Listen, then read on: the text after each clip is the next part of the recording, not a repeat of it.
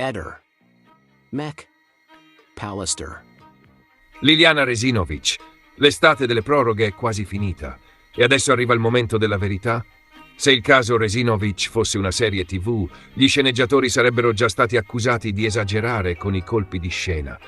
E invece è la realtà, dove ogni scadenza sembra partorire una nuova proroga. Ogni risposta genera altre 10 domande e il calendario della procura è diventato quasi importante quanto i reperti. L'ultima novità però è concreta. Il collegio peritale incaricato dal GIP ha ottenuto un'ulteriore proroga di 90 giorni per completare gli accertamenti tecnici. Una decisione motivata dalla complessità delle analisi genetiche, merceologiche e dattiloscopiche ancora in corso. Tradotto dal burocratese all'italiano, i periti hanno ancora parecchio lavoro da fare. E non si tratta di dettagli marginali. Sul tavolo ci sono gli indumenti di Liliana, le fibre tessili, i reperti piliferi, i cordini dei sacchi, i sacchi neri stessi, il braccialetto consegnato dal fratello Sergio, oltre 700 coltelli e forbici sequestrati a Sebastiano Visintin e persino il materiale abrasivo trovato sulle scarpe della vittima. Proprio quello zirconio continua ad attirare l'attenzione degli esperti. Bisogna capire se sia compatibile con il materiale utilizzato nell'attività di Arrotino oppure con l'ambiente nel quale il corpo venne ritrovato.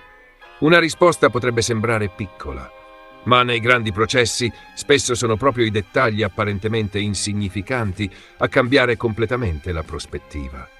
Nel frattempo Sebastiano Visintin resta l'unico indagato per omicidio e continua a proclamarsi innocente, sostenendo di attendere serenamente l'esito degli accertamenti tecnici. Ed eccoci al vero punto. Che cosa succederà da settembre? Qui bisogna distinguere ciò che è probabile da ciò che è soltanto possibile. La prima scadenza davvero importante sarà il deposito della perizia. Dopo i rinvii di marzo e di giugno, l'obiettivo indicato dal GIP porta ormai all'inizio dell'autunno. Se non ci saranno ulteriori slittamenti, sarà quello il momento nel quale procura, difesa e parti civili potranno finalmente leggere nero su bianco le conclusioni del collegio peritale. Ed è proprio quel documento che potrebbe cambiare il ritmo dell'inchiesta. Se le analisi dovessero individuare elementi genetici, dattiloscopici o merceologici significativi, la procura potrebbe rafforzare ulteriormente il quadro investigativo. Se invece gli accertamenti non producessero risultati decisivi, il lavoro degli investigatori dovrebbe inevitabilmente concentrarsi su altri elementi già raccolti nel fascicolo. In ogni caso, la perizia rappresenterà uno spartiacque. Dopo il deposito sarà infatti il momento del confronto tecnico tra i consulenti. Le difese analizzeranno ogni pagina.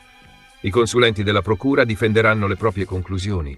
Le parti civili evidenzieranno gli aspetti ritenuti più rilevanti. Insomma, finirà la stagione dei comunicati e comincerà quella delle contestazioni scientifiche. Ed è proprio lì che spesso si vincono o si perdono le grandi battaglie giudiziarie.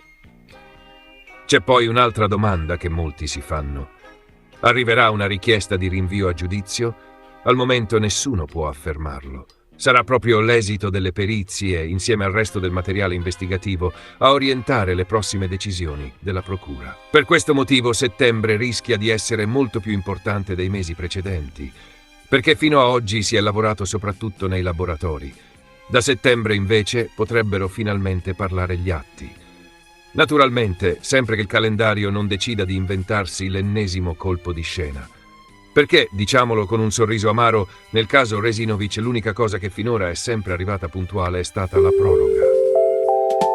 Lilli, tenevi le rose sul tavolo e nel cuore, mani piccole, giorni duri e un sorriso contro il dolore. Trieste ti guardava piano, con il mare a trattenere il fiato, e tu, in mezzo a quei silenzi, eri un filo di luce nel passato. Ti chiamavano da 2 strade, 2 nomi, 2 destini, ma tu cercavi solo pace tra i petali e i confini. Lilli, rose per te, rose per te.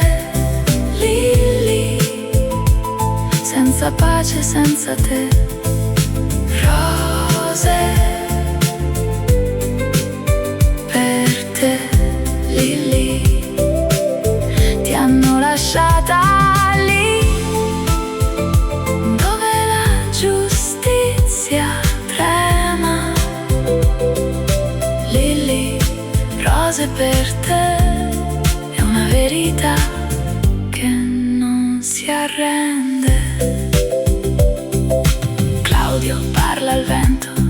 Sebastiano stringe il mondo e nel mezzo c'è il tuo nome che ritorna sul fondo. Ogni voce tira forte, ogni sguardo vuole il suo verdetto, ma la tua casa resta vuota come un banco senza il tuo riflesso. E la gente cerca i pezzi di una storia senza quiete, ma il tuo nome sulle labbra è una ferita che non cede. Lili, rose per te, rose per te. Lili, senza pace, senza te. Rose per te, Lili, ti hanno lasciata lì dove la giustizia trema. Lili, rose per te, è una verità che non si arrende. Sei rimasta tra le carte, tra le ombre e le promesse, ma io ti vedo ancora tra le spine, tra le messe. E se il tempo fa rumore non cancella il tuo profilo, perché un fiore quando cade non smette mai d'essere vivo.